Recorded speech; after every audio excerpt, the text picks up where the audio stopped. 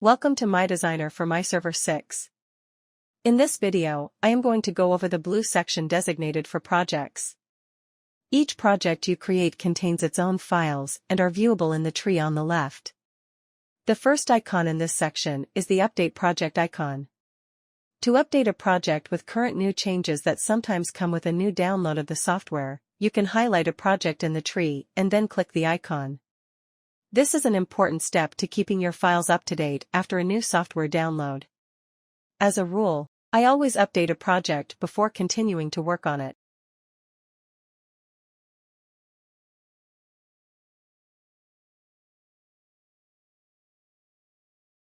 The next icon allows you to create a new project.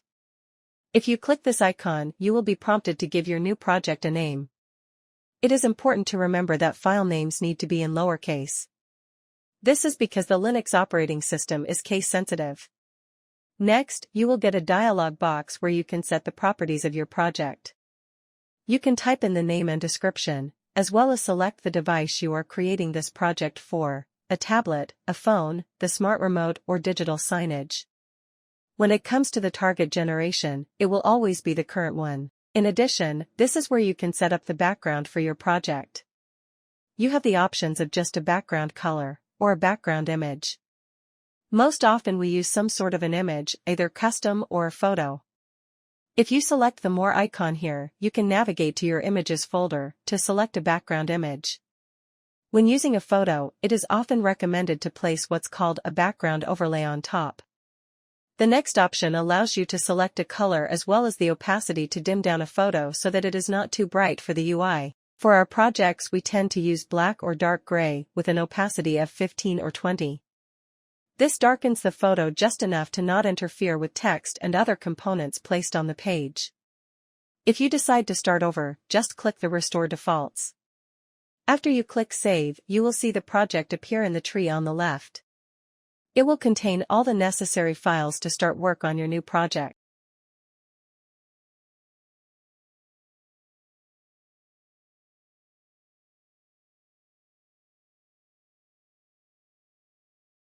Over on the right, there is a box containing custom properties.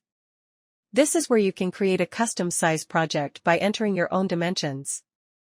As a default, the designer sets a standard size for tablets and phones that scale automatically. Other options include a min scale factor, which is a limit on how small you want your project to scale down to, or a max scale factor, which is a limit on how much you want your project to increase in size. Then there are additional checkboxes enabling additional features including Enable App Scaling, Enable Desktop Scaling. Remember Last Page, which in case of the server stopping for some reason or the app closing, you can resume where you left off. Enable SSL for secure communications, although this will rarely ever be used. And enable Smart Remote if you are creating a project for your new smart remote. Checking it will launch a drop-down where you can program the hard buttons on the remote. That will be a separate video. When you are all done setting up your properties, you can click Save.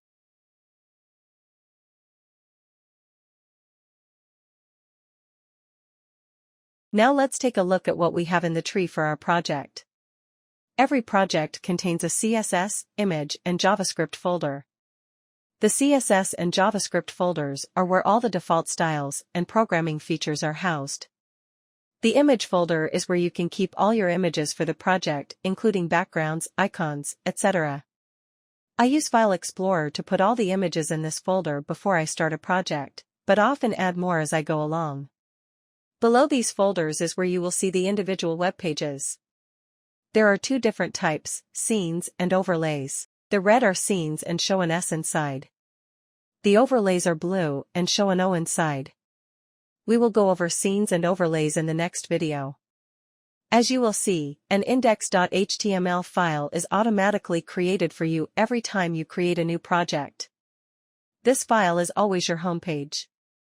You cannot name it something else and expect the project to continue to function. The index page is essential for the project. It is where necessary information is set.